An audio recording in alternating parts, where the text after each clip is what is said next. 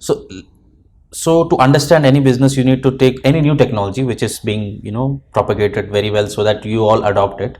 You need to understand there are two concepts, that is the concept of adoption and the concept of sustainability.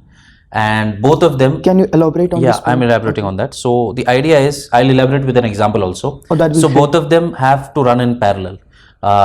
If in the early 70s Intel did not come up with the idea of Moore's law and didn't market it so well, you wouldn't see so many computing devices around you, like laptops, phones, tablets, and all those things. Because Moore's law, what it stated was that every 2 years or every single year, the speed of the chip will increase by 2 times. And because of that, the entire ecosystem came together and built products on top of it. An HP or a Dell started building laptops for future, and the software companies built software for the future laptops. So there was an ecosystem that was invested into that. If I told you that there wasn't going to be 4G or 5G or 6G internet speeds, if there was no promise of faster internet every year, the smartphone industry will fall down.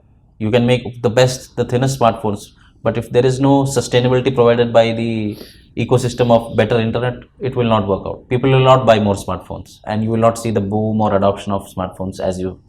And that's why 2007-8 was the best year for smartphones to be launched. If it was launched in 2001, it would not be the case, because just to do a phone call or SMS, you will not buy a $400 or $500 phone, right? So every product or service, whenever you're launching it, that's the idea. You look for sustainability, whether the ecosystem. And I think the biggest disadvantage that wallet companies had was they were an outsider to the banking industry. If we go back to the example of Visa and MasterCard, they were successful because they were created by the banks for doing transaction amongst themselves. If the idea is to move money from one bank account to another bank account, so obviously the banks have the advantage there because they own it, not the wallet companies that are built on the bank. So even Visa, MasterCard, which was spun off into private companies, were like that. And the same we can say is going to be the case with UPI, which was started by the consortium of almost 18 to 19 banks. I think now it's 20 plus, 20, Yeah. 28. So all of them came together and created this company, right? Created this platform. So they have the distinct advantage of sharing their resources and account numbers and phone numbers with each other and enabling the transaction. So they have removed those two layers. And if you look at it closely, it is a direct competitor to Visa and MasterCard, the idea of UPI.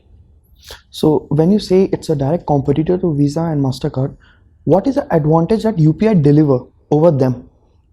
They have the advantage of speed.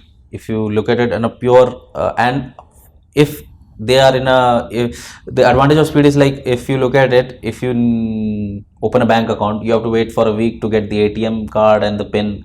It takes time, and there are complex dealings with Visa and MasterCard in the back end to fulfill it. Whereas in UPI, you already take the mobile number of the person who's starting the account, right? And you can start transacting from day one itself. You don't have to wait for a week or something like that. So that speed and already existing, you can lose a card, so they have to issue another card. These all logistical issues come into place. Whereas in UPI, you already have a mobile phone, you have internet connection, and you can start transacting without the bank having to worry about physical assets in your hand. So that's the advantage they have. So UPI, according to me, is a really innovative thing that has been in India quite recent times. And I think UPI has made a wallet business to be just a payment clearance platform.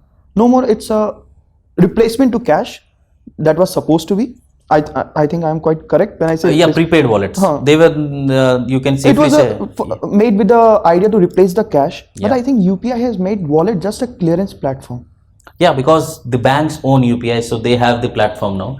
I think the idea of starting wallets was, I think even PayPal was also started like that, so that they could become the platform for digital payments in the future. But unfortunately or fortunately, I think it's very difficult to have individual dealings with so many banks and so many stakeholders and all those things. So that's the reason they never could become the de facto platform, which is the idea I think every entrepreneur has, to build something that becomes an industry standard and a platform in itself.